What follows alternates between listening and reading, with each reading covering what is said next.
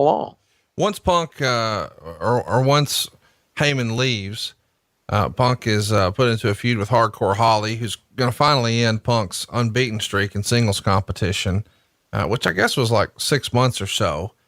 And then he finds himself qualifying for the Money in the Bank ladder match at WrestleMania. And that's a pretty big deal, because he hasn't really been featured in these type of situations before.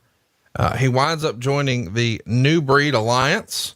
And so you've got sort of the new breed version of ECW with the ECW originals on the other side. And he's going to start using a go to sleep finisher, which I think a lot of wrestling fans remember was a move made famous over in Japan by Kenta, who's recently returned and I believe is now a part of the Bullet Club.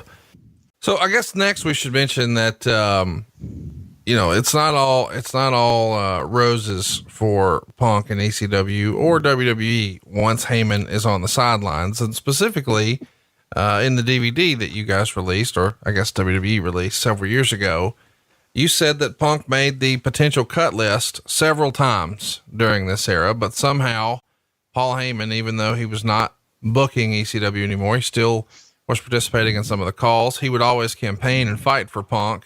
How close to being cut was Punk? I mean, it feels like for whatever reason, some of the higher ups maybe just weren't sold on him yet. Yeah, absolutely. Yeah, absolutely. He was, it wasn't a, I don't want to, it really in the practical application of this question and this matter, Punk was never really treated overly fair as the personal interaction of a talent. He was not outgoing. He was certainly not an ass kisser.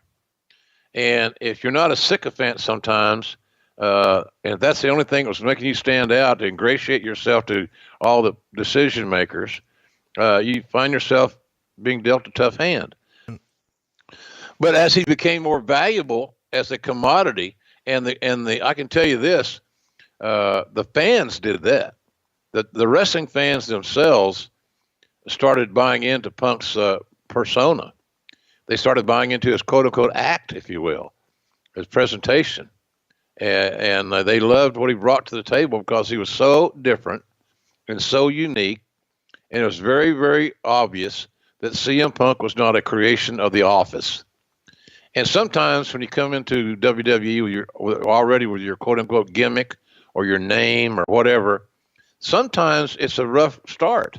Sometimes you don't get that running start that you'd like to have because the WWE did not create you in that respect. They're going to refine you and make you better. It comes down to communication and ego.